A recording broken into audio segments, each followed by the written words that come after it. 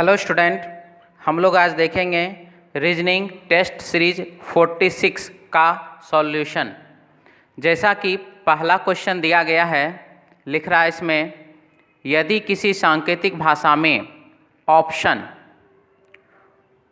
O P T I O N option को U K X F Q M लिखा जाता है तो चॉइस सी एच ओ आई सी और ई चॉइस को क्या लिखा जाएगा। ठीक है, तो चलिए सबसे पहले ऑप्शन का देख लें यहाँ क्या हो रहा है। तो यहाँ पर हमने ऐड किया क्या चीज़, तो ऐड हमने किया यहाँ पर 6। ओ होता है 15 नंबर पर, यू होता है 21 नंबर पर। तो 15 में हमने 6 ऐड किया, हो गया 21। यहाँ पर हमने किया -5, यहाँ +4 -3 +2 -1। ठीक है, तो +6 -5 +4 -3 +2 -1। यही सेम सिचुएशन यहाँ भी रखिए, 1 2 3 4 5 6 है। तो +6 -5 +4 -3 +2 -1। तो 6 में हमने 5 ऐड कर दिया, हो गया I। 3 में हमने 6 ऐड कर दिया, हो गया 9, यानी कि I। 8 है, H होता है 8 नंबर पर, 8 में से 5 लेस कर दीजिए तो C हो जाएगा, यानी कि 3। O में 5 जोड़ दीजिए, हो जाएगा S। I में 3 लेस कर दीजिए, हो जाएगा आपको F। C में आप 2 ऐड कर दीजिए, हो जाएगा E। और E में 1 लेस कर दीजिए, हो जाएगा D। यानी कि हमारे प्रश्न के लिए आंसर हो गया ICSFED, और ये ICSFED दिया गया है ऑप्शन ए में। तो हमारे प्रश्न का आंसर हो जाएगा ऑप्शन ए। नेक्स्ट क्वेश्चन है, क्वेश्चन नंबर 2, लिखा गया है, नीचे दिए गए विकल्पों में भिन्न शब्द ज्ञात कीजिए। तो दिया गया इसमें P, T और M। P है, T है और M है, और उसका जो लिखा गया है 49। तो कैसे हुआ ये, तो P होता अंग्रेजी वर्णमाला में 16 नंबर पर, T होता है 20 नंबर पर और M होता है 13 नंबर पर। इन सभी को आप जोड़ दीजिए तो हो गया 49। इसी प्रकार से L होता है 12 नंबर पर, C होता है 3 नंबर पर और T होता है 20 नंबर पर। और इन सभी को जब आप जोड़ दीजिएगा तो हो जाएगा ये 35। तो हमारे प्रश्न का आंसर हो जाएगा 35, ऑप्शन हो जाएगा C। नेक्स्ट क्वेश्चन है 3 नंबर, लिख रहा है, नीचे दिए गए विकल्पों में भिन्न शब्द ज्ञात कीजिए। बाज है, गिद्ध है, शुतुरमुर्ग है और बतख है। तो आप इसमें देखिए, बाज हुआ, गिद्ध हुआ और बाज हुआ, गिद्ध हुआ और बतख हुआ। ये तीनों का तीनों जो है उड़ने वाला है। बतख भी हल्का फल्का उड़ता ही है। बाज और गिद्ध का तो कोई बात ही नहीं, ये तो आसमान में बहुत ऊंचाई तक उड़ता है। बतख भी हल्का फल्का उड़ता है। लेकिन शुतुरमुर्ग जो है, ये शुतुरमुर्ग जो है ये क्या है, तो ये बाबू उड़ता ही नहीं है। इसको पंख, उड़ने वाला पंख होता ही नहीं है। ठीक है, इसको डेना नहीं होता है। यह जो है दौड़ सकता है तेज़ी में, बहुत ही तेज़ी में शुतुरमुर्ग जो है वो दौड़ता है, या उड़ नहीं सकता है। इसीलिए इसका आंसर हो जाएगा ऑप्शन सी, यानी कि शुतुरमुर्ग, ऑप्शन सी। नेक्स्ट क्वेश्चन है, क्वेश्चन नंबर 4, लिख रहा है इसमें, किसी सांकेतिक भाषा में TIRMESSAC का अभिप्राय है ग्रीन एंड टेस्टी। DICSACFOR का अभिप्राय है टमेटो इज ग्रीन। और VOCTIRFOR का अभिप्राय है फूड इज टेस्टी। तो निम्नलिखित में किस भाषा का अभिप्राय टमेटो इज टेस्टी होगा। Tomato is tasty. तो सबसे पहला यहाँ पर हमको देख लेना है कि टमेटो कहाँ है, इज कहाँ है और टेस्टी कहाँ है। तो देखिए, सबसे पहला सिचुएशन हम यहाँ देख रहे हैं, ये आ गया हमें यहाँ पर टमेटो और इज। ठीक है, यहाँ पर है हमारे पास इज और टेस्टी। यहाँ पर भी है टेस्टी। और टमाटो कहीं मिला क्या? टमाटो और किसी भी दूसरे जगह पर लिखा हुआ नहीं है। तो हम इसमें देख रहे हैं कि 2 जगह पर इज है, 2 जगह पर टेस्टी है। ठीक है, तो सबसे पहले हम टेस्टी का क्लियर कर लें। टेस्टी यहाँ भी है, टेस्टी यहाँ भी है, तो TIRMESAC में से कोई एक जगह टेस्टी का कोड।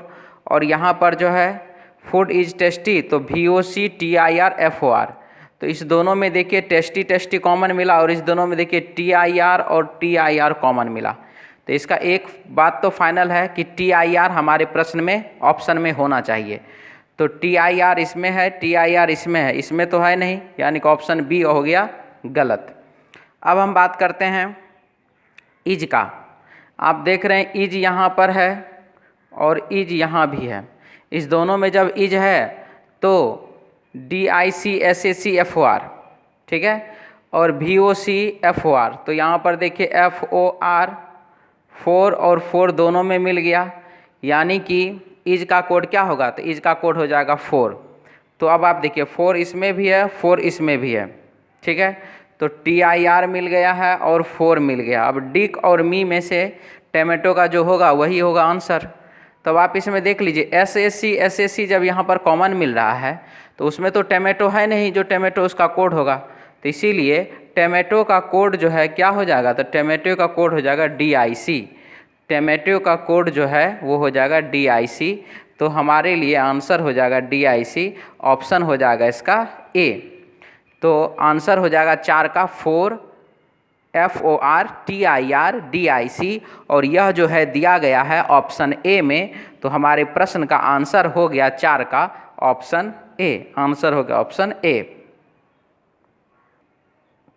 नेक्स्ट क्वेश्चन है 5 नंबर, लिख रहा है यदि शब्द टेलीफोन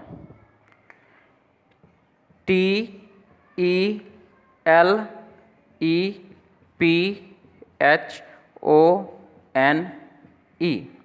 टेलीफोन में ऐसे कितने अक्षर युग्म हैं? अक्षर युग्म मीन्स अक्षरों का जोड़ा।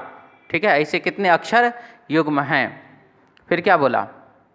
ऐसे कितने अक्षर युग्म हैं जिनके बीच यहाँ उतने ही अक्षर मौजूद हैं जितने कि अंग्रेजी वर्णमाला में उनके बीच होते हैं। ठीक है, तो हमको यहाँ क्या करना है? अक्षर युग्म ढूंढना है, यानी कि अक्षरों का जोड़ा ढूंढना है। तो अक्षर का जोड़ा ढूंढने के लिए क्या करना पड़ेगा? ABCD पढ़ना है। तो चलिए पढ़ते हैं। TUVWXYZ नहीं मिला। EFGHIJKL नहीं मिला। LMNOPQR कोई नहीं मिला। EFGHIJ नहीं मिला। PQRST नहीं मिला। HIJK नहीं मिला। OPQ नहीं मिला। NO नहीं मिला। हमने लेफ़्ट साइड से राइट साइड पढ़ लिया, लेकिन हमें एक भी जोड़ा जो है वह प्राप्त नहीं हुआ। अब हम क्या करेंगे? राइट से लेफ़्ट पढ़ेंगे, इधर से इधर। EFGH,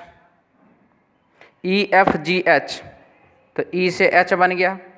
EFGHIJKLM नहीं मिला। NO मिल गया एक ठो, NOPQRSTU। ठीक है, इसके बाद है OPQRSTU, HIJKLM, PQRST, PQRST, तो POT भी एक जोड़ा मिल गया। ठीक है, इसके बाद EFGH, LMNEF, तो कुल मिला के कितना जोड़ा है? तो कुल मिलाकर के 3 जोड़ा मिला, और ये 3 जोड़ा जो है यह दिया गया है ऑप्शन C में। तो हमारे प्रश्न का आंसर हो जाएगा ऑप्शन C। नेक्स्ट क्वेश्चन है क्वेश्चन नंबर 6, लिखा गया है यदि अंग्रेजी वर्णमाला में पहला और 26वां अक्षर जोड़ा हो। पहला अक्षर होता है A और 26वां अक्षर होता है Z। तो ये दोनों मिलकर के क्या किया? एक जोड़ा बना लिया। ठीक है, दूसरा और 25वां अक्षर जोड़ा हो। दूसरा अक्षर होता है B और 25वां अक्षर होता है Y। ये दोनों मिलकर के एक जोड़ा बना लिया। ठीक है, तीसरा और 24वां अक्षर जोड़ा हो। तीसरा अक्षर होता है C और 24वां अक्षर होता है X। ये दोनों मिलकर के भी एक जोड़ा बना लिया। ठीक है, तो अब यहाँ पर आप सबसे पहले समझिए कि ये क्या है। तो ये पहला अक्षर हुआ, ये 26वां अक्षर हुआ, दोनों को ऐड कर दिए 27। ये दूसरा अक्षर हुआ, ये 25वां अक्षर हुआ, दोनों को मैंने ऐड कर दिया, ये हो गया 27।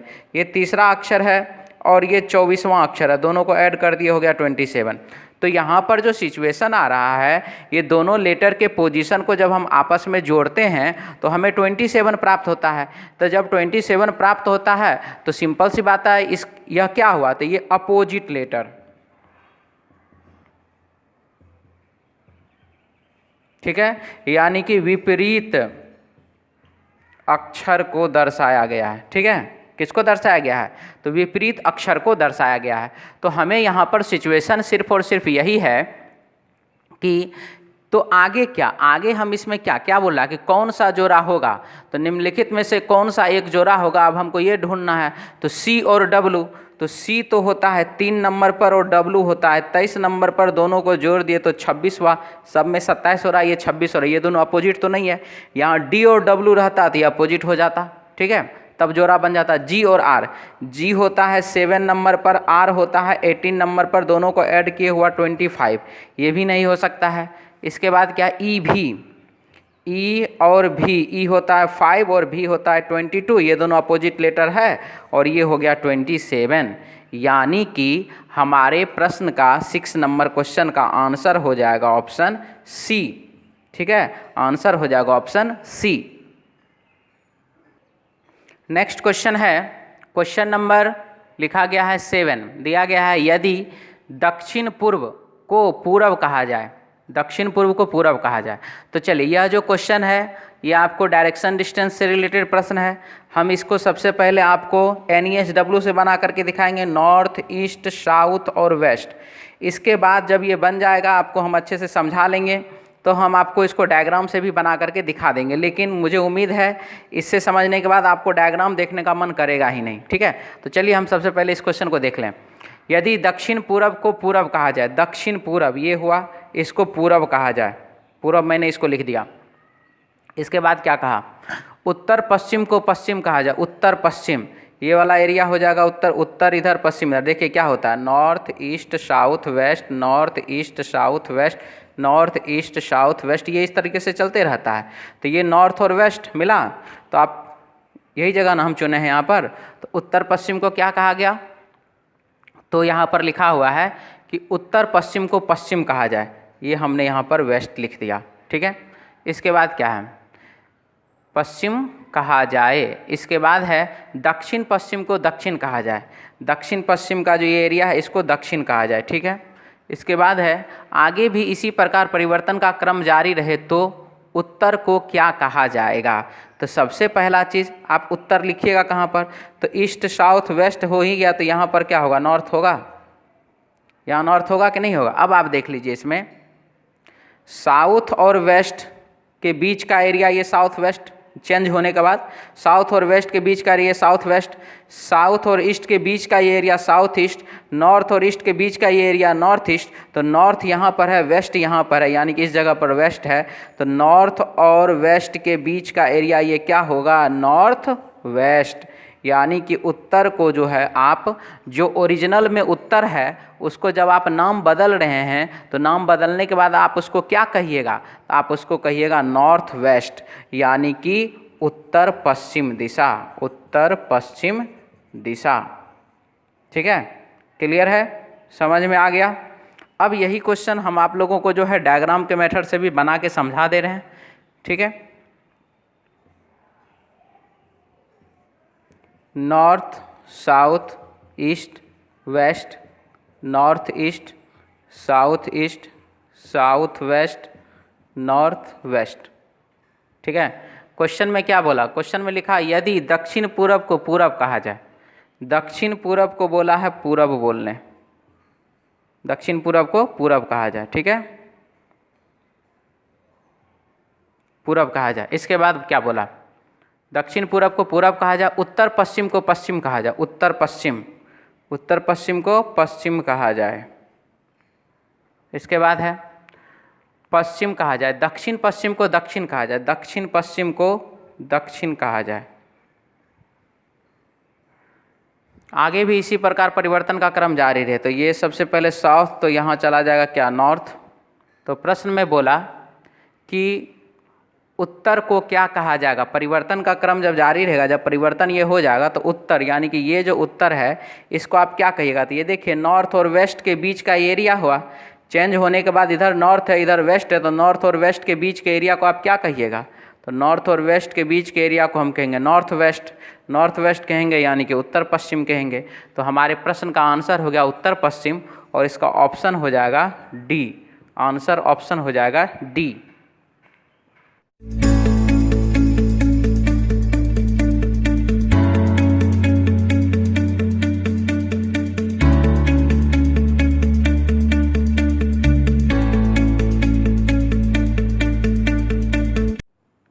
नेक्स्ट क्वेश्चन है क्वेश्चन नंबर 8। लिख रहा है इसमें, अशोक कविता से लंबा है। अशोक जो है वह कविता से लंबा है। तो अशोक लंबा है कविता से। इसके बाद कहा गया इसमें, अशोक कविता से लंबा है लेकिन उतना लंबा नहीं जितना कि जयेश है। उतना लंबा नहीं है जितना कि कौन है, जयेश है। तो जयेश हो गया ज़्यादा लंबा। ठीक है। इसके बाद है, जयेश सुबोध से छोटा है। जयेश सुबोध से छोटा है। तो जयेश हो गया छोटा किससे, तो सुबोध से। तो जयेश हो गया छोटा सुबोध से। जयेश सुबोध से छोटा है, जो कि उतना लंबा नहीं है जितना कि प्रबोध है। इसका मतलब प्रबोध ज़्यादा लंबा है, प्रबोध ज़्यादा लंबा हो गया। ठीक है। तो अब इसमें बोला गया, इसके बाद है, इस समूह में सबसे लंबा कौन है। तो जयेश के नीचे अशोक और कविता है। तो यहाँ पर हो गया अशोक और यहाँ पर हो जाएगी कविता। तो इसमें बोला गया कि इस समूह में सबसे लंबा कौन है। तो सबसे लंबा कौन है, प्रबोध है। तो हमारे प्रश्न का आंसर हो जाएगा प्रबोध, और ऑप्शन हो जाएगा ए। ऑप्शन हो जाएगा ए।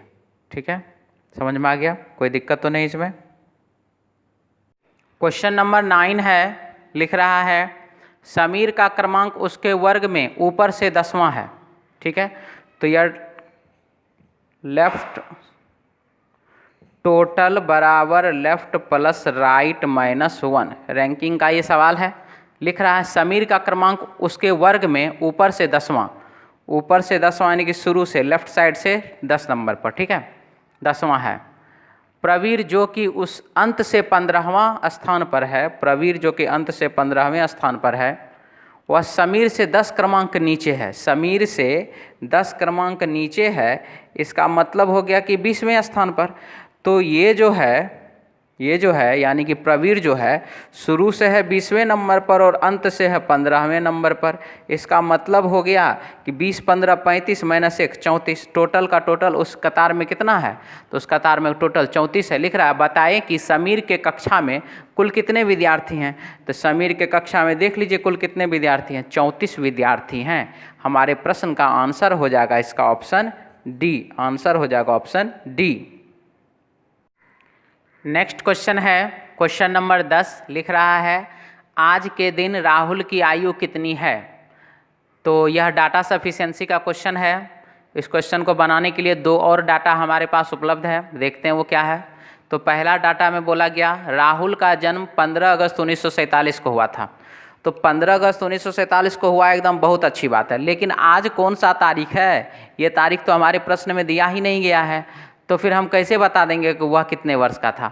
तो 1 नंबर से हमारे प्रश्न का उत्तर प्राप्त नहीं चलता है, पता नहीं चलता है। तो अब है दूसरा नंबर, आज 14 अक्टूबर 1990 है। तो आज 14 अक्टूबर 1990 है, तो उसका जन्म कब हुआ था ये बताइए। तो ये भी मुझे पता नहीं है, यानी कि अकेला 2 नंबर हमारे प्रश्न का उत्तर नहीं दे सकता है। तो अकेला 1 नहीं दे सकता है, अकेला 2 नहीं दे सकता। तो अब क्या करते हैं, दोनों को मिक्स कर देते हैं, यानी कि 1 नंबर और 2 नंबर दोनों जानकारी को मिला करके हम देखेंगे क्या हमारे प्रश्न का उत्तर प्राप्त हो रहा है या हमारे प्रश्न का उत्तर हमें प्राप्त नहीं हो रहा है। तो क्या बोला गया, आज 14 अक्टूबर 1990 है। ठीक है, दूसरा जानकारी में बोला 14 अक्टूबर 1990। तो 14 अक्टूबर हो गया 10वां महीना और ये हो गया 1990। 1990। ठीक है, इसके बाद क्या बोला, इसके बाद पहला जानकारी में बोला गया कि राहुल का जन्म 15 अगस्त 1947 को हुआ था। 15 अगस्त हो जाता 8वां महीना 1947। ठीक है, अब आप इसमें से घटा दीजिए, आपको पता चल जाएगा कि कुल मिलाकर के कितने दिन, कितने महीने और कितने वर्ष का हुआ है।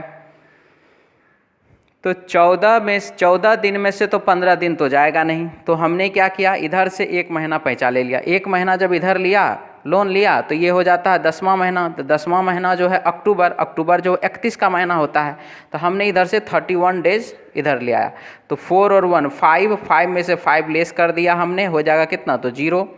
3 और 1 4 में से 1 चला गया तो कितना, तो 3, यानी कि 30 दिन।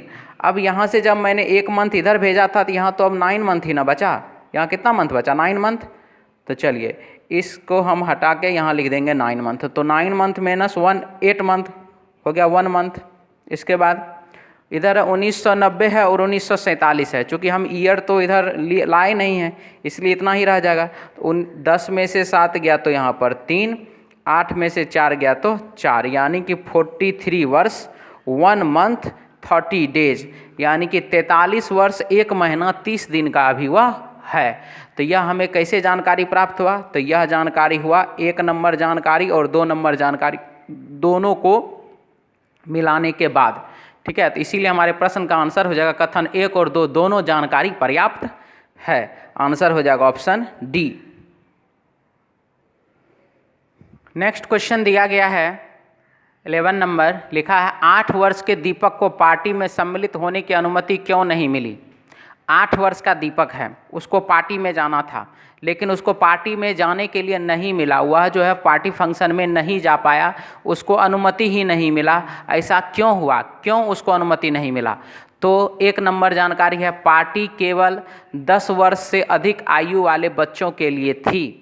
तो जब बाबू वह दीपक है 8 वर्ष का और जहाँ पर पार्टी हो रहा है वहाँ पर 10 वर्ष से अधिक उम्र का बच्चा ही जा सकता है, तो बताइए 10 वर्ष को तो एंट्री मिलेगा ही नहीं। क्यों, क्योंकि वह 10 वर्ष से अधिक का चाहिए। तो 10 वर्ष से जो अधिक उम्र वाला बच्चा होगा वही जब जा सकता है, तो यहाँ पर तो ये तो अभी 8 ही वर्ष का ना है, इसको तो एंट्री मिलने का तो कोई मतलब है ही नहीं। इसीलिए 11 नंबर प्रश्न का 1 नंबर जानकारी जो है वो हमारे लिए सही है। इसके बाद दूसरा नंबर जानकारी देखते हैं। दूसरा नंबर जानकारी में क्या बोला, दूसरा नंबर जानकारी में बोला पार्टी 16 वर्ष से अधिक उम्र वाले बच्चों के लिए नहीं थी। तो 16 वर्ष से अधिक उम्र के बच्चों के लिए नहीं थी, तो उसमें तो 8 वर्ष का आ ही सकता, उसमें तो छठियोरी वाला भी आ सकता है। 16 वर्ष से अधिक वाला नहीं जा सकता, लेकिन जो कल जन्म लिया है, छठी हो गया उसका 6 दिन में, वो भी आराम से आ जाएगा। क्यों, क्योंकि 16 वर्ष से अधिक वाला नहीं है, तो 16 वर्ष से कम न है। यहाँ पर जो कहा गया 2 नंबर जानकारी की पार्टी 16 वर्ष से अधिक उम्र वाले बच्चों के लिए नहीं थी, तो यह बात पूर्णतः क्या होगा, गलत हो जाएगा, क्योंकि तब तो वह 8 वर्ष का है ही, उसको तो एंट्री मिलना चाहिए था। इसीलिए जानकारी 1 है सही, जानकारी 2 है गलत। तो इस प्रश्न को बनाने के लिए हमें जो है केवल 1 नंबर जानकारी का ज़रूरत है। आंसर हो जाएगा इसका ऑप्शन ए, यानी कि कथन 1 में दी गई जानकारी पर्याप्त है। नेक्स्ट क्वेश्चन है क्वेश्चन नंबर 12, लिख रहा है प्रशिक्षक महोदय 8:35 बजे खेल के मैदान में पहुँचे। 8:35 में वो खेल के मैदान में पहुँच गए। ठीक है, 8:35 पर। अब क्या बोला, रमेश 45 मिनट देर से पहुंचा। तो रमेश जब 45 मिनट देर से पहुंचा तो 45 मिनट आप इसमें जोड़ दीजिए, हो जाएगा ये कितना, तो ये हो जाएगा आपको 9:20। ठीक है, तो इसका मतलब रमेश का पहुंचने का जो समय है वह 9:20 का है। इसके बाद क्या है, अब बोला गया इस प्रकार वह प्रशिक्षण के समय से 15 मिनट देर था। तो जब वह 9:20 में पहुंचा तो वह जो है प्रशिक्षण का जो समय है उससे वो 15 मिनट देर था। इसका मतलब हुआ कि प्रशिक्षण जो है वो 9:05 में ही ना शुरू हो गया। प्रशिक्षण कितने बजे शुरू हुआ, 9:05 में। अब क्या बोला, बताएं कि प्रशिक्षक महोदय तो इस समय में आया था, बताएं कि प्रशिक्षक महोदय निर्धारित समय मतलब प्रशिक्षण जिस समय में शुरू होना था ये निर्धारित समय, तो निर्धारित समय से कितने मिनट पहले पहुंच गए थे? तो 9:05 में से हमको क्या करना है? 9:05 में से हमको 8:35 को घटा देना है। 8:35 को इसमें से मुझे घटा देना है। तो ये घटाएंगे तो हमको प्राप्त हो जाएगा कितना? 30 मिनट। हमको प्राप्त हो जाएगा 30 मिनट, यानी कि वह जो है, यानी कि प्रशिक्षण महोदय जो है वह कितने मिनट पहले पहुंच गए थे? वह 30 मिनट पहले पहुंच गए थे। हमारे प्रश्न का आंसर हो जाएगा 30 मिनट। अब यह 30 मिनट क्या हमारे प्रश्न के विकल्प में है? प्रश्न के विकल्प में है ए में 35 मिनट, बी में 45 मिनट, सी में 15 मिनट और डी है इनमें से कोई नहीं। तो 30 मिनट तो किसी विकल्प में है ही नहीं, तो हमारे प्रश्न का आंसर हो जाएगा डी, यानी कि इनमें से कोई नहीं, ऑप्शन डी। क्वेश्चन नंबर 13 है, लिखा गया है कुछ चिड़ियाँ कीड़ा है। कुछ चिड़ियाँ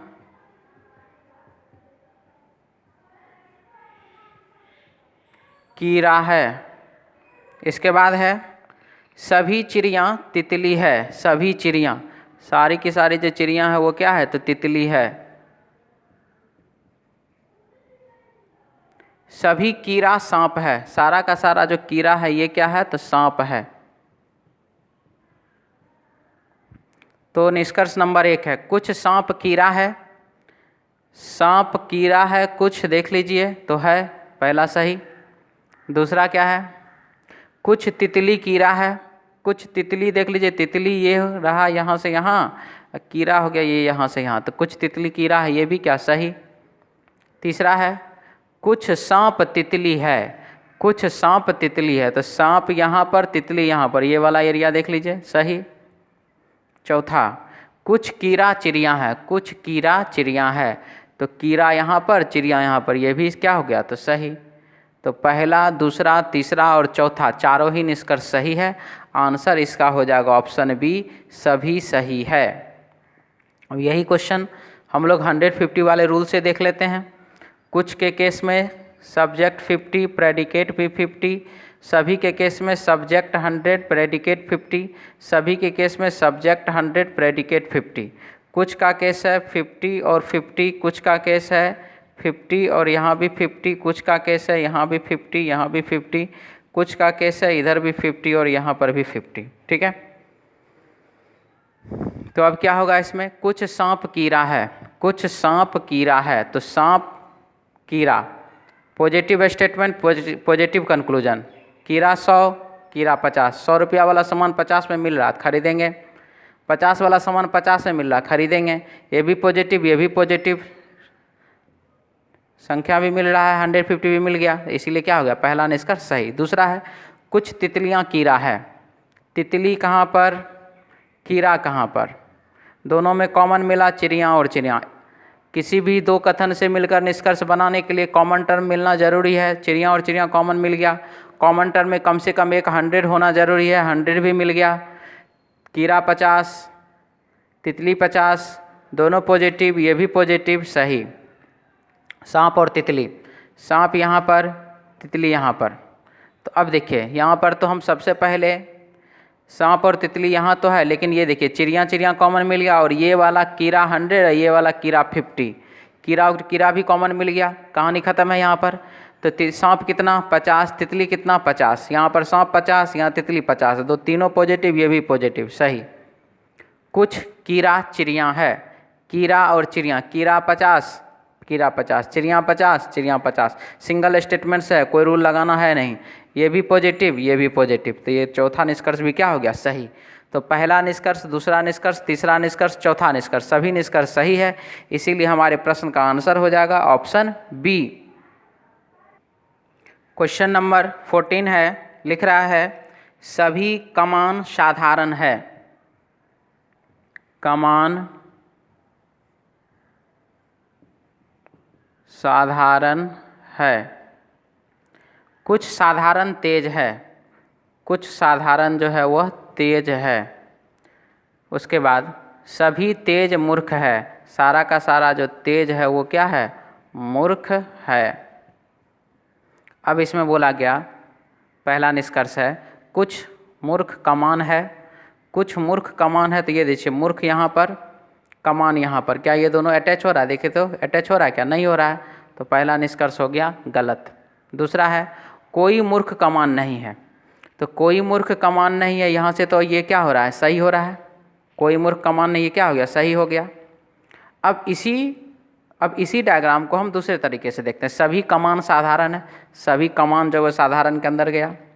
कुछ साधारण तेज है, तो कुछ साधारण को हम इस बार इस साइड से बना दे रहे हैं।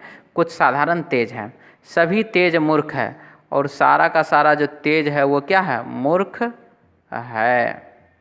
अब आप देख लीजिए, अब इसमें आप देख लीजिए क्या है। अब यहाँ यह जो देख रहे हैं, इसमें जो आप देख रहे हैं, इसमें अब क्या जा रहा है? तो देखिए क्या हो रहा है।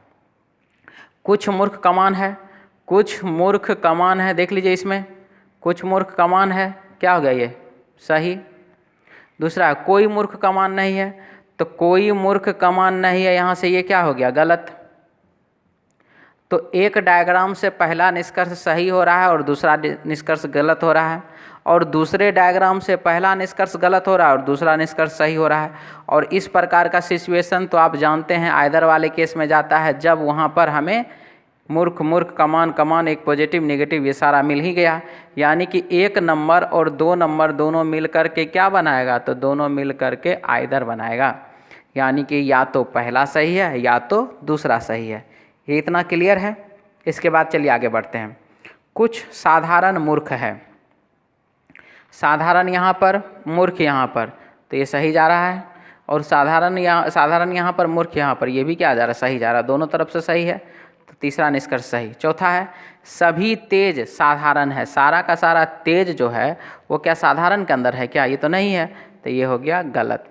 तो पहला निष्कर्ष हुआ, दूसरा निष्कर्ष हुआ, तो यानी कि पहला और दूसरा निष्कर्ष मिल करके या तो केस बना रहा है, यानी कि आइदर का केस बना रहा है।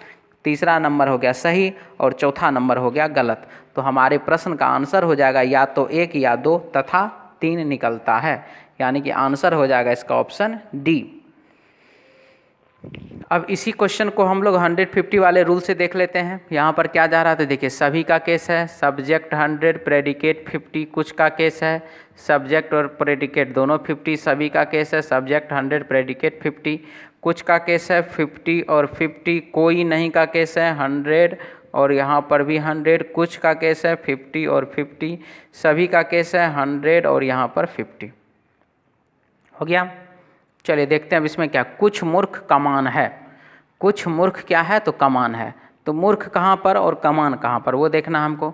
तो मूर्ख है सबसे नीचे तीसरा स्टेटमेंट में और कमान है पहला स्टेटमेंट में। साधारण और साधारण कॉमन तो मिला, लेकिन दोनों में से कोई भी 100 नहीं मिला।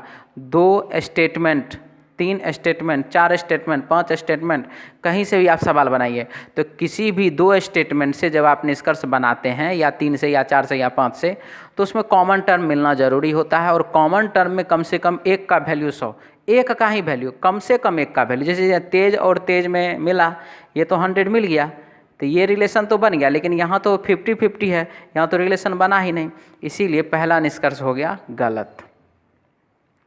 दूसरा निष्कर्ष है कोई मूर्ख कमान नहीं है, मूर्ख है यहाँ पर, कमान है यहाँ पर, वही सेम सिचुएशन, ये भी क्या हो जाएगा? गलत। तीसरा कुछ साधारण मूर्ख है, साधारण और मूर्ख कॉमन टर्म मिला तेज और तेज, दोनों कॉमन में से कम एक 100 होना चाहिए, 100 भी मिल गया, तो यहाँ पर जो है ये सही हो जा रहा है, दोनों पॉजिटिव है, ये भी पॉजिटिव है। साधारण 50, मूर्ख 50, 100%। तीसरा निष्कर्ष क्या हो गया? सही हो गया।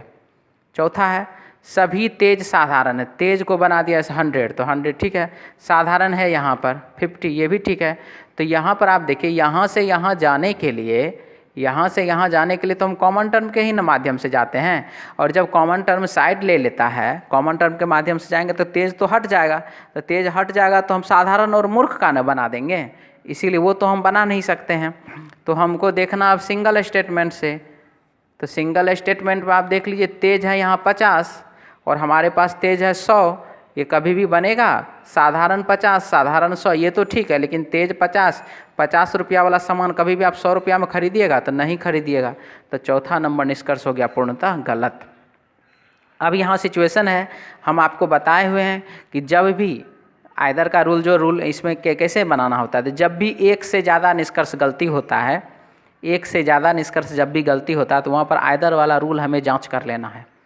तो चलिए आइदर वाला रूल जांच करते हैं। आइदर वाला रूल क्या है, तो दोनों ही निष्कर्ष कथन के अनुसार गलत होना चाहिए। यहाँ पर तो 1 2 3 3 ठो गलत है। सब्जेक्ट और प्रेडिकेट दोनों में सेम होना चाहिए। मूर्ख और मूर्ख, कमान और कमान दोनों में सेम मिला। तेज साधारण से कोई मतलब नहीं, इसको मूर्ख और मूर्ख, कमान और कमान कॉमन मिल गया। क्या होना चाहिए, तो दोनों ही निष्कर्ष में सब्जेक्ट और प्रेडिकेट एक ही होना चाहिए, एक ही है। एक पॉजिटिव होना चाहिए और एक निगेटिव होना चाहिए। ये पॉजिटिव और निगेटिव वाला भी रूल मिल गया। 3 रूल है इसका। क्या सब चीज़, तो दोनों ही निष्कर्ष कथन के अनुसार गलत होना चाहिए, मिल चुका है।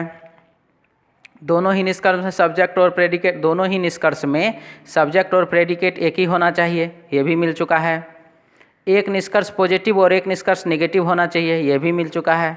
तो बस 1 नंबर और 2 नंबर बन जाएगा आइदर, और 3 नंबर है पूरा सही। हमारे प्रश्न का आंसर हो जाएगा option D, option D. Next question है क्वेश्चन नंबर 15। लिखा गया इसमें, कुछ लड़के लड़कियां हैं, कुछ लड़का लड़की है। इसके बाद है कोई आदमी साइकिल नहीं है, आदमी और साइकिल, इसका तो कोई यहाँ पर लेना देना ही नहीं है। आदमी साइकिल नहीं है, चलिए आदमी और साइकिल को हम बाद में देख लेंगे। उसके बाद तीसरा है सभी लड़कियाँ आदमी है, और सभी लड़की जो है वो क्या है, आदमी है। अब दूसरा नंबर पढ़ते हैं, कोई आदमी साइकिल नहीं है, आदमी जो है वह साइकिल नहीं है, आदमी साइकिल नहीं है। अब है इसमें पहला निष्कर्ष, कुछ लड़के आदमी हैं, साइकिल नहीं है। कुछ लड़के आदमी हैं, तो लड़का आदमी हो रहा है कि नहीं हो रहा है, तो हो रहा है, तो पहला निष्कर्ष सही हो गया। दूसरा है कुछ लड़के साइकिल हैं, लड़का क्या साइकिल हो रहा है, देखिए तो नहीं हो रहा है, तो गलत हो गया। तीसरा, कुछ लड़के साइकिल नहीं हैं। अब यहाँ समझिए, यहाँ पर जो बोला गया है कुछ लड़के साइकिल नहीं हैं, तो यहाँ पर तो कोई भी सही नहीं हो रहा है। जब कोई भी नहीं हो रहा है तो कुछ भी नहीं हो रहा है, ये बात क्या हो जाएगा, सही। अगर इसी को आप दूसरे डायग्राम से बना करके देखते हैं, तो चलिए बनाते हैं हम। कुछ लड़के लड़कियां हैं, कुछ लड़का जो है लड़की है, कोई आदमी साइकिल नहीं है, कोई आदमी साइकिल नहीं है, सभी लड़कियां आदमी है, सभी लड़की जो है आदमी है, ठीक है। अब इसी को हम दूसरे तरीके से बनाते हैं, कुछ लड़के लड़कियां हैं, कुछ लड़का लड़की है, कोई आदमी साइकिल नहीं है। हमने साइकिल को यहाँ से यहाँ बना दिया, साइकिल, ठीक है। कोई आदमी साइकिल नहीं है, देख लीजिए आदमी साइकिल नहीं है, सभी लड़कियां आदमी है, सभी लड़की जो है वो आदमी है। तो साइकिल एक तरफ यहाँ बना दिए, साइकिल एक तरफ यहाँ बना दिए। अब क्या बोला तीसरा निष्कर्ष में, कुछ लड़के साइकिल नहीं हैं। इधर वाला जो लड़का है, इधर वाला जो लड़का, ये कभी भी साइकिल होगा क्या, नहीं होगा। तो इसीलिए दोनों ही डायग्राम से आप देख लिए, इस डायग्राम से भी बनाए थे तो सही हुआ था। जब कोई भी लड़का साइकिल नहीं है तो कुछ लड़का भी साइकिल नहीं है, सही। और जब हमने साइकिल को लड़का से अटैच किया तो इधर वाला लड़का तो साइकिल नहीं ना हुआ, तो इसलिए भी सही। तो दोनों ही डायग्राम से सही, तो इसलिए तीसरा निष्कर्ष भी हो गया सही। चौथा है कोई साइकिल लड़कियां नहीं है, कोई भी साइकिल जो है वो लड़की नहीं है। साइकिल लड़की नहीं है, सही हो रहा है। साइकिल लड़की नहीं है, ये भी क्या हो रहा है, सही हो रहा है, दोनों डायग्राम से सही। तो यहाँ पर हो गया पहला निष्कर्ष सही, तीसरा निष्कर्ष सही और चौथा निष्कर्ष भी सही। तो हमारे प्रश्न का आंसर हो जाएगा ऑप्शन बी। अब इसी क्वेश्चन को हम लोग 150 वाले रूल से देखेंगे।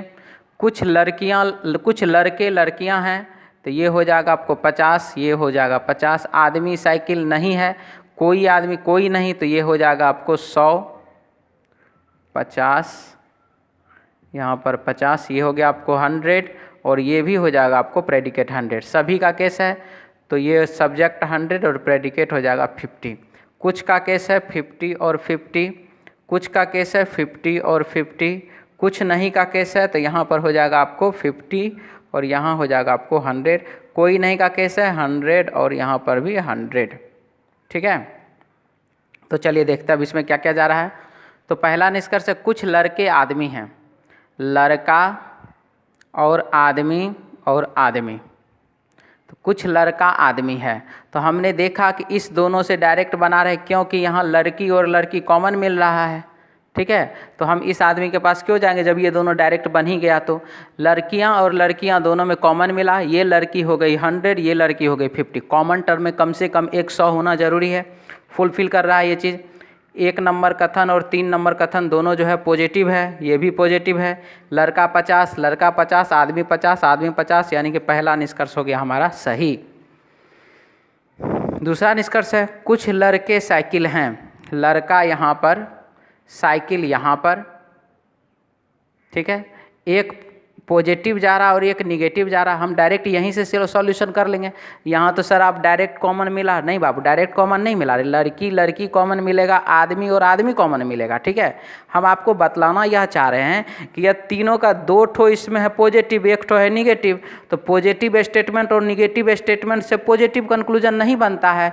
पॉजिटिव स्टेटमेंट और निगेटिव स्टेटमेंट से पॉजिटिव कंक्लूजन नहीं बनता है, निगेटिव कंक्लूजन बनता है। और ये जो हमारा कंक्लूजन है वो पॉजिटिव कंक्लूजन है, इसीलिए हो जाएगा गलत। तो हम उतना प्रोसेस क्यों करें, समय बर्बाद होगा उसमें। चलिए तीसरा, कुछ लड़के साइकिल नहीं हैं। कुछ लड़के साइकिल नहीं हैं। साइकिल यहाँ पर नहीं का केस लगा हुआ है इसमें, अब तो हमको बनाना पड़ेगा। लड़का यहाँ पर, लड़की और लड़की कॉमन मिला, 1 नंबर और 3 नंबर से कॉमन मिला। एक 100 होना चाहिए, 100 है तो ये पास कर गया। ठीक है, आदमी और आदमी कॉमन मिला। हमने इस लड़का और इस साइकिल को मिलाने का बात कर रहे हैं। तो पहले क्या किए, पहले लड़की और लड़की को कॉमन मिलाए, पास हो गया। अब क्या किए, आदमी और आदमी को कॉमन मिलाए, एक 100 होना चाहिए, 100 हो गया, ये भी पास हो गया। तो लड़की लड़की पास, आदमी आदमी पास, तो बचा कौन, लड़का, बचा कौन, साइकिल। बचा कौन, लड़का और साइकिल। लड़का कितना 50, यहाँ पर 50, साइकिल क्या कितना है 100, यहाँ पर 100। एक पॉजिटिव और एक निगेटिव से हम बोले थे कि निगेटिव कंक्लूजन बनेगा, निगेटिव कंक्लूजन बन रहा है, इसीलिए तीसरा नंबर निष्कर्ष हो जाएगा सही। चौथा नंबर है कोई साइकिल लड़कियां नहीं है। साइकिल भी 100, लड़की भी 100। आप देख लीजिए, साइकिल यहाँ पर, लड़की यहाँ पर, लड़की यहाँ पर। ठीक है, क्लियर है इतना। तो अब हमको क्या करना पड़ेगा, साइकिल से जाना पड़ेगा लड़की के पास। तो साइकिल से जब हम लड़की के पास जाएंगे तो यहाँ पर देखिए, आदमी और आदमी कॉमन मिला, आदमी और आदमी कॉमन मिला। कॉमन टर्म में कम से कम एक 100 होना चाहिए, 100 यहाँ पर मिल गया, यहाँ 50। ठीक है, ये पास कर गया, आदमी और आदमी पास कर गया। तो लड़की यहाँ कितना 100, तो लड़की 100, आदमी साइकिल कितना 100, साइकिल 100। एक पॉजिटिव और एक निगेटिव से निगेटिव कंक्लूजन बनता है, तो निगेटिव कंक्लूजन बन गया, ये भी पास। यानी कि 1 नंबर सही, 2 नंबर गलत, 3 नंबर सही और 4 नंबर सही। तो हमारे प्रश्न का आंसर हो जाएगा ऑप्शन बी। एक केवल 1, 3 और 4 निकलता है, ऑप्शन बी।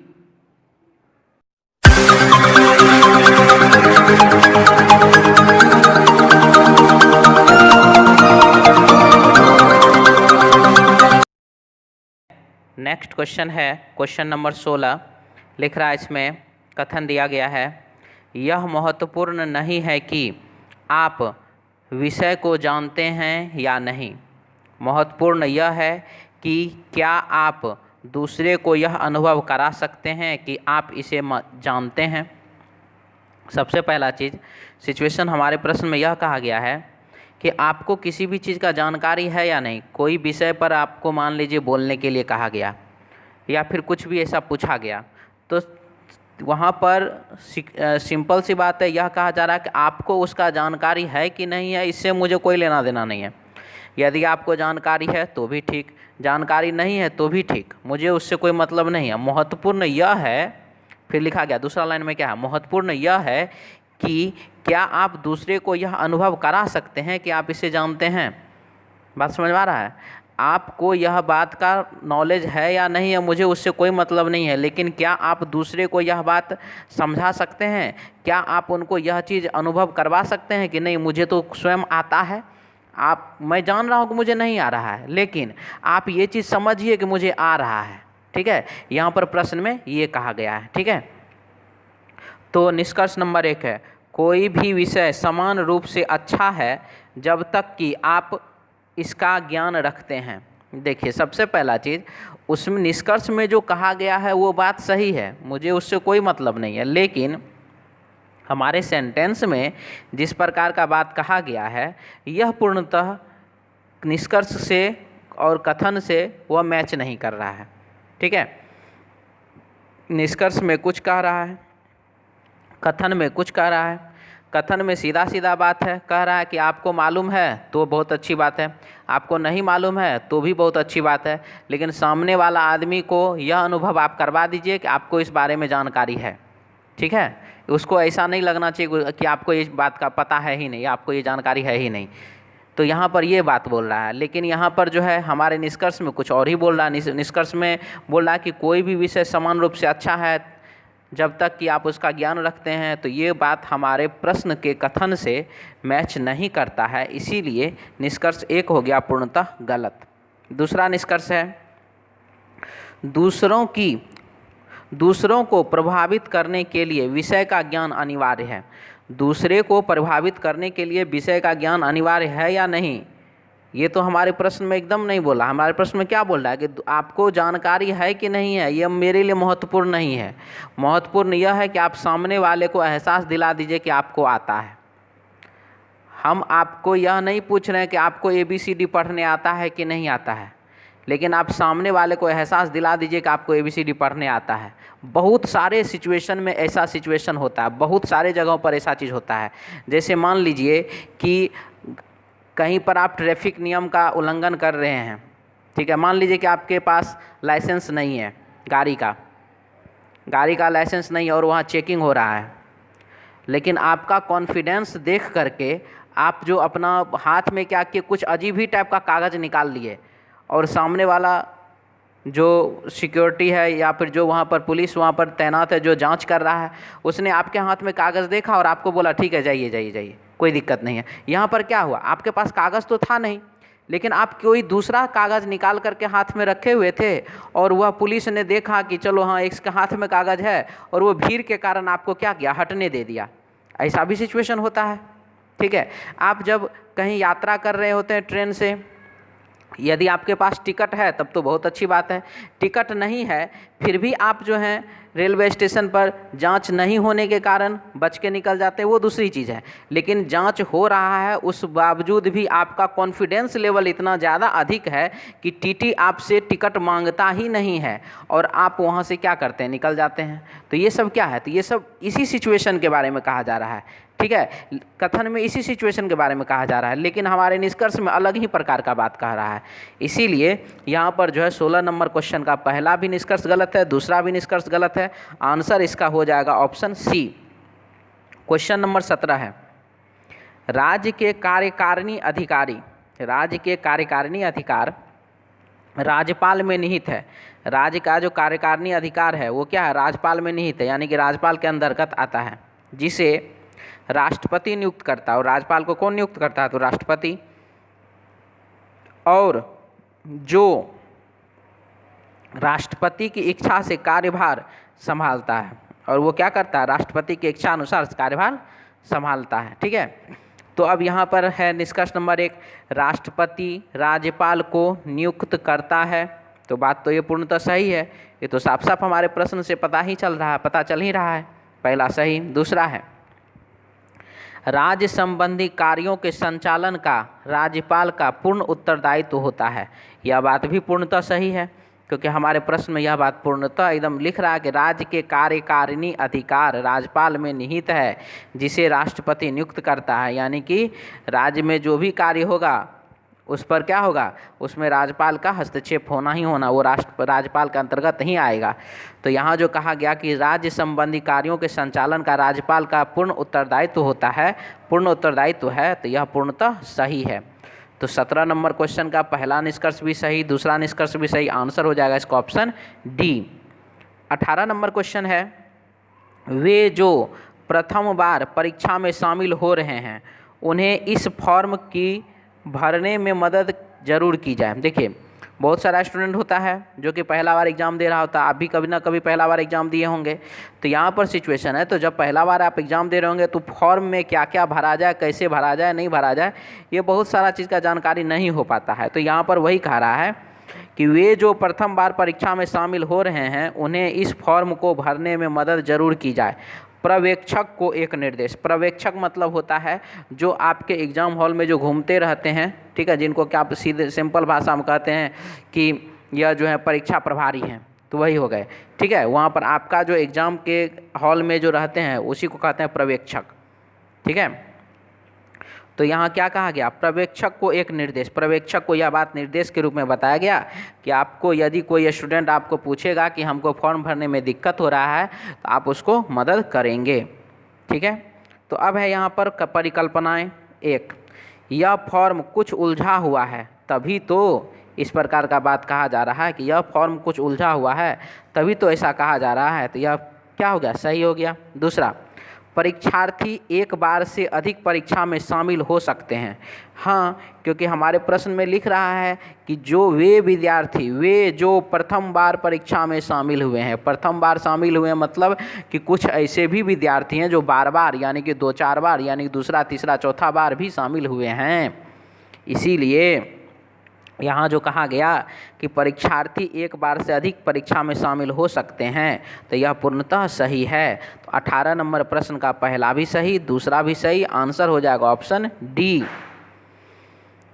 19 नंबर सवाल है, जिससे तुम प्रेम करते हो उसके लिए चॉकलेट सबसे अच्छा उपहार है, एक विज्ञापन। देखिए यह एक विज्ञापन है और विज्ञापन के रूप में आप कुछ भी दे सकते हैं। वहाँ पर आपका जो है विज्ञापन यहाँ दिया गया, कुछ भी देने का मतलब है कि विज्ञापन में तो आप तरह तरह का विज्ञापन देखे होंगे। आजकल का जो समय है तो आप देखते हैं कि हर एक चीज़ में जो है दिखा रहा है ये खाइए तो इम्यूनिटी पावर बढ़ेगा, ये से इस चीज़ से आप जो है अपना शरीर साफ़ कीजिए, ये साबुन का प्रयोग कीजिए, इससे आप अपना घर साफ़ कीजिए। क्यों? क्योंकि 100% जो है कोरोना वायरस को ख़त्म कर देता है। तो बाबू हमरा तो सिंपल सी बात है, जब आपके पास वो लिक्विड है जो 100% कोरोना वायरस को ख़त्म कर देता है, तो चलिए सफाई अभियान शुरू करते हैं आप ही का लिक्विड लेकर के, ठीक है, समझ में आ रहा है। तो यहाँ पर सिचुएशन अलग, क्योंकि विज्ञापन है, वो विज्ञापन में तो वो कहेगा ही कहेगा। आजकल हर एक चीज़ में, हर एक चीज़ आप देखते होंगे, और यदि न्यूज़ चैनल या टीवी आप देखते होंगे तो आपको पता होगा हर एक चीज़ में इम्यूनिटी पावर, ये खाइए इम्यूनिटी पावर बढ़ेगा, और ये चीज़ से आप साफ़ कीजिए एकदम 100% जो है कोरोना वायरस समाप्त हो जाएगा। आजकल यही चल रहा है खाली प्रचार में। तो अब देखिए इसमें क्या है, तो हमारे प्रश्न इसमें कहा गया है कि जिससे तुम प्रेम करते हो उसके लिए चॉकलेट सबसे अच्छा उपहार है, एक विज्ञापन। एक विज्ञापन के रूप में कहा गया कि चॉकलेट खाइए, चॉकलेट आप दीजिए किसको, तो जिससे आप प्रेम करते हैं उसको, ठीक है, यह बहुत अच्छा उपहार है। तो परिकल्पना नंबर 1 है, व्यक्ति प्रायः उन लोगों को उपहार देते हैं जिनसे वे प्रेम करते हैं।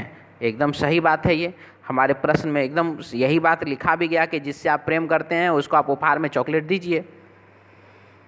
तो ये बात जो है परिकल्पना 1 जो है वह पूर्णतः सही हो गया। दूसरा है, ऐसे विज्ञापन प्रायः लोगों को प्रभावित करते हैं। जी हाँ, प्रभावित तो करते ही हैं, तभी तो इस प्रकार का विज्ञापन दिया जा रहा है। कोई भी आदमी या कोई भी कंपनी संस्था यदि कुछ भी विज्ञापन देती है वह इसी सोच के साथ देती है कि मैं ये विज्ञापन दूंगा और इससे लोग प्रभावित होंगे। इसीलिए पहला परिकल्पना सही, दूसरा भी परिकल्पना सही। 19 नंबर का आंसर हो जाएगा ऑप्शन डी। 20 नंबर क्वेश्चन है, क्या फिरौती चुकाने या अपहरणकर्ता के शर्त से सहमत होना उचित है? फिरौती चुकाना यानी कि किसी को किडनैप कर लिया गया, तो किडनैप करने के बाद जो फिरौती दिया जाता है, क्या वो अपहरणकर्ता को के शर्त को मानना या फिरौती चुकाना, क्या ये सही है? क्या इससे सहमत होना चाहिए? तो नंबर 1 है हाँ। क्यों भाई? भुक्तभोगी को किसी भी कीमत पर बचाना चाहिए। ये बात तो सही है, क्योंकि हमारे यहाँ जो है सिस्टम है यही है कि अगर एक को मारने से यदि 10 आदमी बच जाए तो ठीक है, लेकिन यहाँ पर सिचुएशन है कि 10 आदमी को बचाने के लिए अगर एक आदमी को मारना पड़े तो वो भी गलत है, ठीक है, ये भी गलत है। ऐसा नहीं होना चाहिए, उस 10 को भी बचाना है, उस एक को भी बचाना है, ये भी गलत है। तो हमारे यहाँ का सिस्टम ऐसा ही है। तो यहाँ क्या है क्या फिरौती चुकाना या अपहरणकर्ता के शर्त से सहमत होना उचित है? तो नंबर 1 हाँ, भुक्तभोगी को किसी भी कीमत पर बचाना चाहिए, तो यह पूर्णतः क्या है? सही है। दूसरा, नहीं, इससे अपहरणकर्ता, क्या बोला कि नहीं, क्यों नहीं बोला कि फिरौती नहीं चुकाना चाहिए, अपहरणकर्ता को फिरौती नहीं देना चाहिए, उनके बातों से सहमत नहीं होना चाहिए। क्यों भाई, क्या होगा इससे? इससे अपहरणकर्ता की लगातार कुकर्म करने का प्रोत्साहन मिलता है। ये बात भी सही है कि यदि आप उसको फिरौती दे दीजिएगा तो इससे उसका मनोबल बढ़ेगा, और मनोबल बढ़ेगा तो फिर एक बार वो बार बार किडनैपिंग करता चला जाएगा। इसीलिए पहला भी सही है तर्क, दूसरा तर्क भी सही है। आंसर हो जाएगा 20 का ऑप्शन डी। 21 नंबर क्वेश्चन है, क्या इलेक्ट्रॉनिक मीडिया को स्वायत्तता मिलनी चाहिए? इलेक्ट्रॉनिक मीडिया जो है, क्या उनको स्वायत्तता मिलना चाहिए? तो नंबर 1 है हाँ। क्या भाई, क्यों भाई? यह इलेक्ट्रॉनिक मीडिया को स्वच्छ बनाने में मदद करेगा तथा सभी घटना निष्पक्ष रूप में लेगा। तो ये बात पूर्णतः क्या है? सही है, इसमें तो कोई दिक्कत वाली बात ही नहीं है। दूसरा है, नहीं, घटनाओं का वर्णन कुछ ही व्यक्तियों द्वारा किया जाएगा जिनका नज़रिया निष्पक्ष नहीं है। तो देखिए यहाँ पर नज़रिया निष्पक्ष नहीं है होने का तो कोई मतलब है ही नहीं, और यहाँ बोला कि नहीं करना चाहिए, तो क्यों नहीं करना चाहिए? तो घटना का वर्णन कुछ ही व्यक्तियों द्वारा किया जाएगा, ये कोई ज़रूरी तो नहीं है, इसीलिए यह पूर्णतः क्या हो गया? गलत हो गया। तो तर्क 1 सही, तर्क 2 गलत। 21 नंबर क्वेश्चन का आंसर हो जाएगा ऑप्शन ए। नेक्स्ट क्वेश्चन है क्वेश्चन नंबर 22 और 23। लिखा गया इसमें, निम्नांकित विवरणों को सावधानीपूर्वक पढ़िए और नीचे दिए गए प्रश्नों का उत्तर दें। एक प्रतिष्ठित शोध संस्था में एक शोध पदाधिकारी के चयन के लिए निम्नलिखित शर्तें अनिवार्य है।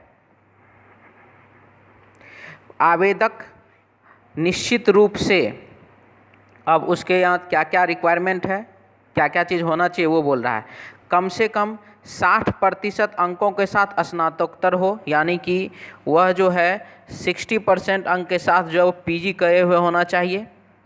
इसके बाद उसके पास पीएचडी की डिग्री हो, पीएचडी भी होना चाहिए। उसके पास उसे कम से कम 3 वर्ष एक शोध करने का अनुभव हो, 3 वर्ष का उसको अनुभव होना चाहिए शोध का। उसे हिंदी एवं अंग्रेजी बोलने में पूरी दक्षता हो, हिंदी भी अच्छे से बोलने आना चाहिए और अंग्रेजी भी बोलने के लिए अच्छे से आना चाहिए। उसका कम से कम 5 शोध पत्र छपे हो, उसको जो है कम से कम 5 शोध पत्र जो है उसका क्या होना चाहिए? छपा हुआ होना चाहिए, ठीक है। उसके बाद है उसका कम से कम 5 शोध पत्र छपे हों। उसके बाद है एफ में, 1/7/1993 को उसकी आयु 25 वर्ष से कम नहीं और 35 वर्ष से अधिक नहीं होना चाहिए, यानी कि 1/7/1993 को जो है उसका आयु जो 25 वर्ष और 35 वर्ष के बीच में होना चाहिए, ठीक है। इसके बाद उसके पास सांख्यिकी अनुप्रयोग का डिप्लोमा है, ऐसा भी होना चाहिए। अब क्या बोला, आप ऐसा कोई अनुमान न लगाएं जो कि प्रश्न में नहीं दिया गया है। अब प्रश्न का उत्तर दें। अब देखिए, अपने मन से भी अनुमान नहीं लगा लेना है कि नहीं ऐसे नहीं, नहीं वैसे नहीं, कुछ नहीं, अपने मन से कुछ नहीं करना है, ठीक है। अब यहाँ पर है 22 नंबर क्वेश्चन, 32 वर्षीय विशाल ने, तो 32 वर्षीय विशाल यानी कि 32 वर्ष उसका वो क्लियर हो गया, यहाँ पर 32 वर्ष हो गया उसका क्लियर, क्योंकि 25 से 35 के बीच होना चाहिए, 32 वर्ष का है ये, ठीक है। तो यहाँ पर हमारे पास आप देख रहे हैं ABCDEFG, ये जो है 7 रिक्वायरमेंट है, जिसमें कि अभी हमने 32 वर्ष को लेकर के यानी कि F रिक्वायरमेंट को हमने पूरा कर लिया।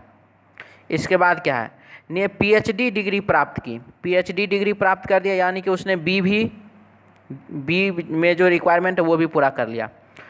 2 रिक्वायरमेंट पूरा हो चुका, 7 रिक्वायरमेंट में 2 रिक्वायरमेंट पूरा हो चुका। अब है उसके पास सांख्यिकी अनुप्रयोग को डिप्लोमा है, यानी कि उसने सांख्यिकी अनुप्रयोग का डिप्लोमा होना चाहिए, ये भी उसने पास कर लिया, ठीक है। इसके बाद क्या बोला, उसने स्नातकोत्तर में 53% अंक प्राप्त किए हैं, और यहाँ पर वो फंस जा रहा है, क्योंकि यहाँ पर आप ए में देखिए लिखा हुआ है स्नातकोत्तर में कम से कम 60% उसको होना चाहिए, कम से कम कितना 60%, और वो जो है यहाँ पर फंस गया। अब हमको आगे जानकारी पढ़ने से कोई मतलब है भी नहीं, इसीलिए इसका आंसर यहाँ पर हो जाएगा ऑप्शन डी, यानी कि आवेदक का चयन न किया जाए। आंसर हो जाएगा 22 का ऑप्शन डी, आवेदक का चयन नहीं किया जाएगा। ठीक है, नेक्स्ट क्वेश्चन है क्वेश्चन नंबर 23। लिख रहा है इसमें, राहुल ने 65% अंकों के साथ स्नातकोत्तर तथा पीएचडी की डिग्री प्राप्त की। और हमारे प्रश्न में ए और एडजस्ट मतलब जो रिक्वायरमेंट है उसमें ए में लिख रहा है 60% के साथ स्नातकोत्तर होना चाहिए, और राहुल को जो 65% के साथ हुआ स्नातकोत्तर पास कर रहा है। ये तो पहला वाला तो पास हो गया, ए पास कर गया ये।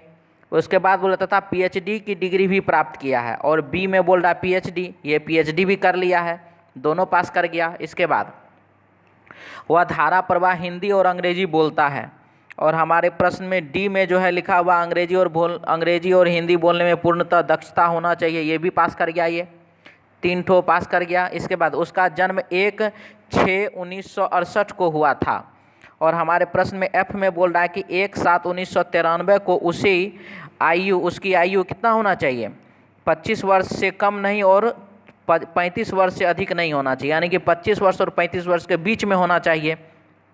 आप इसमें देख रहे हैं लिखा हुआ है क्या चीज़ कि 1/6/1968 को, तो 1968 में आप क्या करिए, 1968 में आप जोड़ दीजिए 5 वर्ष, तो हो गया कितना 1973।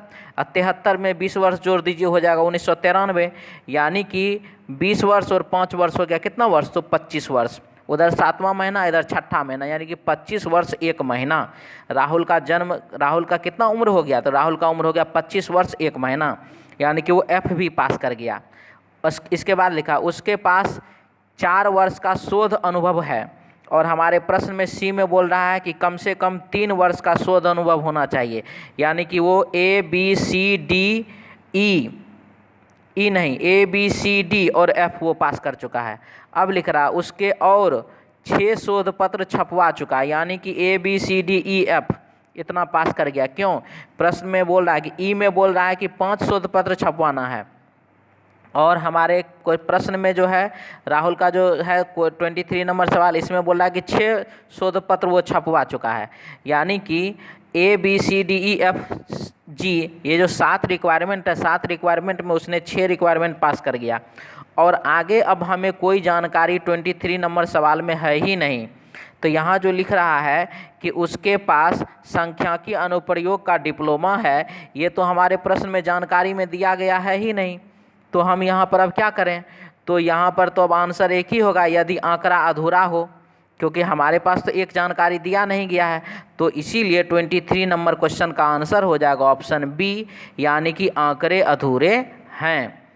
समझ में आ गया, किसी को कोई दिक्कत भी है, क्लियर है सबका, बहुत ही अच्छा। चलिए आगे बढ़ते हैं अब। हेलो स्टूडेंट, अब हर रोज़ हमारे यूट्यूब चैनल पर रीजनिंग टेस्ट सीरीज का सॉल्यूशन अपलोड किया जाएगा। आप सभी हमारे चैनल को ज़्यादा से ज़्यादा शेयर कीजिए, लाइक कीजिए, सब्सक्राइब कीजिए, साथ ही साथ बेल आइकन भी ज़रूर दबाइए। Thank you. नेक्स्ट क्वेश्चन है क्वेश्चन नंबर 24 से लेकर 27। लिख रहा है निम्नलिखित तथ्यों को सावधानीपूर्वक पढ़ें और दिए गए प्रश्नों का उत्तर दें। वर्ग में एक बेंच पर 9 छात्र A B C D E F G H और आई बैठे हुए हैं, A B C D E F G H I, ठीक है। ये हो गया बायां किनारा, और ये हो गया दाएं यानी कि दायां किनारा। अब क्या बोल रहा है इसमें, सी जो डी के ठीक दाहिने है, ई के दाहिने तीसरा है। सी जो डी के ठीक दाहिने है, ई के दाहिने तीसरा, ई के दाहिने पहला, ई के दाहिने दूसरा और ई के दाहिने तीसरा है। इसके बाद क्या बोल रहा है, बी एक किनारे पर है, बी एक किनारे पर है तो बी इधर भी हो सकता है और बी इधर भी हो सकता है, ठीक है। फिर लिख रहा है बी एक किनारे पर है, एच एफ तथा जी का पड़ोसी है। एच जो है वो एफ का भी पड़ोसी और जी का भी पड़ोसी है, तो हो सकता है भविष्य में आगे चल करके जो है एफ और जी अपना अपना पोजीशन क्या करे, बदल ले, इसीलिए हम इस प्रकार से लाइन दे दिए हैं, ये वाला लाइन इसीलिए हम दिए हैं, ठीक है। अब क्या बोला, अब इसके बाद बोल रहा है कि एफ बी के बाएं तीसरा है, तो बी इधर है, तो बी के बाएं तीसरा इधर क्या होगा, नहीं हो सकता है, यानी कि ये वाला सिचुएशन गलत है। तो यहाँ पर बी होगा, तो बी के बाएं तीसरा, बी के बाएं पहला, बी के बाएं दूसरा, बी के बाएं तीसरा कौन है, तो एफ है। क्लियर है ये। इसके बाद लिख रहा है कि एफ बी के बाएं तीसरा है, ए एफ के ठीक बाएं है, ए जो है वह एफ के ठीक बाएं है, ए जो है एफ के ठीक बाएं है। अब हम देख रहे हैं यहाँ पर एफ एच जी का ये सिचुएशन हम देख लेते हैं। एफ एच जी का जो रिलेशन था वो क्या था, तो ये बाबू एफ के बगल में एच होना है, तो इधर तो एच हो नहीं सकता, क्योंकि ये तो हम चेंज कर सकते थे, यहाँ एफ लिख सकते थे, यहाँ जी लिख सकते थे, यहाँ एच, तो एफ के बगल में ही एच होगा, तो एफ के इस बगल में तो एच हो नहीं सकता है, तो इसका मतलब एफ के इधर ही होगा, दाहिने साइड ही एच होगा, और अब क्या होगा, तो जी होगा। तो ये एडजस्टमेंट हमारा हो गया। अब हम देख रहे हैं ई डैश डी और सी 4 कैरेक्टर है, 4 स्थान खाली होना चाहिए, 1 2 3 4, तो इसका मतलब यहाँ सी, यहाँ डी, यहाँ डैश और यहाँ पर ई। अब कौन सा कैरेक्टर है जो हमने यहाँ पर नहीं लिखा है, तो वह है आई, आई को हमने यहाँ नहीं लिखा था, तो चलिए वो एडजस्ट कर दी आई को। अब है 24 नंबर, ये हो गया हमारा प्रश्न का एडजस्टमेंट। अब यहाँ से क्वेश्चन देखेंगे, 24 नंबर सवाल है, 24 है, 25 है, 26 है और 27 है। तो 24 नंबर बोल रहा है क्या चीज़, वो देखिए। 24 नंबर है, उपरोक्त दिए गए बैठने के व्यवस्था के परिप्रेक्ष्य में निम्नलिखित में से कौन सा कथन सत्य है, कौन सा कथन सही है ये चीज़। तो नंबर ए है, आई ए के ठीक बाएं है, आई जो है ए के ठीक बाएं है, ए के ठीक बाएं तो सी है, यानी कि ऑप्शन ए गलत। ऑप्शन बी है, ई तथा सी अगल बगल यानी कि पड़ोसी हैं, तो ई और सी पड़ोसी है क्या, देखिए तो ई और सी तो पड़ोसी नहीं है, सी डी पड़ोसी है, सी ए पड़ोसी है, ई आई पड़ोसी है, ई और सी तो पड़ोसी नहीं है, गलत। ऑप्शन सी है। डी तथा एच के बीच 3 व्यक्ति हैं, डी और एच के बीच में 3 व्यक्ति, 1 व्यक्ति 2 व्यक्ति 3 व्यक्ति हैं, तो ये वाला सी नंबर ऑप्शन क्या हो गया, सही हो गया। तो 24 का आंसर हो जाएगा ऑप्शन सी। ऑप्शन डी है, बी एफ के दाहिने चौथा है, बी जो है एफ के दाहिने पहला, एफ के दाहिने दूसरा, एफ के दाहिने तीसरा है, ये भी गलत। तो 24 का आंसर हो जाएगा ऑप्शन सी। 25 नंबर है, दोस्तों का कौन सा समूह सी के बाएं बैठा है, तो सी के बाएं देख लीजिए बैठा हुआ ई आई और डी, सी के बाएं बैठा हुआ ई आई और डी, तो हमारे प्रश्न का आंसर होगा ई आई डी, और ई आई डी है दिया हुआ ऑप्शन ए में। 26 नंबर क्वेश्चन है, बी के अलावे निम्नलिखित में से कौन दूसरे किनारे में है, बी के अलावे जो है कौन दूसरे किनारे पर, तो दूसरा किनारे पर ई बैठा हुआ है और ई दिया गया है ऑप्शन सी में, तो हमारे प्रश्न का आंसर हो जाएगा ऑप्शन सी। 27 नंबर, ए के पड़ोसी कौन कौन है, ए के पड़ोसी कौन है, तो ए का जो है पड़ोसी वो देख लीजिए, सी है पड़ोसी और एफ है पड़ोसी, तो सी और एफ देखिए किस ऑप्शन में है, तो किसी भी ऑप्शन में नहीं है, इसलिए हमारे प्रश्न का आंसर हो जाएगा 27 का ऑप्शन डी। ठीक है, समझ में आ गया, कोई दिक्कत तो नहीं इसमें। चलिए आगे बढ़ते हैं हम लोग। नेक्स्ट क्वेश्चन है, क्वेश्चन नंबर 28 लिख रहा है कि प्रश्न में दी गई 4 आकृतियों में से 3 आकृतियां किसी एक गुण के आधार पर समान है तथा एक सर्व प्रकार भिन्न है, उस भिन्न आकृति का चयन कीजिए। तो इसमें से कौन भिन्न है वो हमको बताना है। तो आप देख लीजिए, इसमें जो डिज़ाइन जो बनाया हुआ है सभी विकल्प में तो मोटा मोटी यही डिज़ाइन बनाया हुआ है, आप सब में देख रहे हैं ऐसा ही डिज़ाइन बनाया हुआ है। अब सभी विकल्प में आप देख लीजिए तो इस स्थान पर इसमें जो है बिंदु है, सभी में देख लीजिए इसमें बिंदु है, लेकिन ऑप्शन सी में जो है, ऑप्शन सी में जो है यहाँ बिंदु है, यहाँ बिंदु है, यहाँ पर भी है, यहाँ पर भी है और यहाँ पर भी है, लेकिन इस जगह पर ऑप्शन सी में यहाँ पर बिंदु नहीं है, इसीलिए हमारे प्रश्न का आंसर हो जाएगा option C, option C. Next question है 29 नंबर, नेक्स्ट क्वेश्चन 29 नंबर, इसमें बोला जा रहा है कि प्रश्न में बाईं ओर एक प्रश्न आकृति तथा दाईं ओर 4 उत्तर आकृति दी गई है, उस उत्तर आकृति को चुनिए जिसमें प्रश्न आकृति के समान गुण उपस्थित हैं। समान गुण उपस्थित है मतलब कि आप प्रश्न आकृति में देख रहे हैं एक स्क्वायर है जो कि बड़ा वाला है और एक सर्कल है जो कि छोटा वाला है, तो यानी कि स्क्वायर और सर्कल आप देख लीजिए सबसे पहले किस विकल्प में आपको दिख रहा है, तो स्क्वायर है और सर्कल है, ये तो ऑप्शन सी में दिख रहा है, और तो किसी में है नहीं इस प्रकार का गुण वाला। बड़ा और छोटा का बात करें तो बड़ा और छोटा सिर्फ नहीं मिल रहा, बाद बाकी सारा चीज़ तो मिल रहा है। तो इसीलिए समान गुण उपस्थित है, तो आंसर हो जाएगा 29 का ऑप्शन सी। 29 का आंसर हो जाएगा ऑप्शन सी। 30 नंबर क्वेश्चन है, प्रश्न में 5 आकृतियां दी गई है, इनमें से किन 3 आकृतियों को मिलाकर एक वर्ग बनाया जा सकता है। बोल रहा है कि 5 ठो आकृति दिया हुआ है और इस 5 आकृति में से किस किस हम 3 आकृति को, कौन कौन सा 3 आकृति को हम मिलाएंगे, जो कि हमारा प्रश्न जो है वह क्या होगा, एक वर्ग के रूप में बन जाएगा। तो सबसे पहले हम क्या करते हैं, एक वर्ग बना लेते हैं। ठीक है, हमने एक वर्ग बना लिया। अब यहाँ पर जो है आप ऑप्शन पुट कीजिए। तो सबसे पहला ऑप्शन है ए बी डी। तो चलिए ए बी डी के तहत हम यहाँ पर ए आकृति बना रहे हैं, आकृति ए हो गया। बी है और डी है, ये हमने यहाँ से यहाँ ये लीजिए, ये हमने बी बना दिया और ये लीजिए इधर डी बना दिया। तो ये आकृति ए बी और डी से जो है थोड़ा सा ये और पतला हो जाता तो ठीक हो जाता, हम यहाँ पतला कर दे रहे हैं। ठीक है, तो ये जो है ए बी डी से जो है हमारा प्रश्न बन रहा है, ऐसा नहीं जा रहा, यहाँ और मिलेगा थोड़ा सा, ये लीजिए ये यहाँ से यहाँ। ठीक है, अब ठीक है, तो ए बी डी से जो है हमारा प्रश्न बन जा रहा है, इसीलिए हमारे प्रश्न का आंसर हो जाएगा ए बी डी, आकृति ए बी डी, और आकृति ए बी डी जो दिया हुआ वो दिया हुआ ऑप्शन ए में। तो हमारे प्रश्न का आंसर हो जाएगा ऑप्शन ए। 30 नंबर क्वेश्चन का आंसर हो जाएगा ऑप्शन ए। उम्मीद है आप लोगों को क्लास अच्छा लग रहा होगा। आप लोग चैनल को ज्यादा से ज्यादा शेयर करें, कमेंट करें, लाइक करें और सब्सक्राइब करें। और हमारे फेसबुक पेज पर भी क्वेश्चन आता है, यदि आप लोग को फेसबुक पेज से क्वेश्चन बनाना है तो आप लोग डिस्क्रिप्शन बॉक्स में जाकर लिंक से ओपन कर सकते हैं।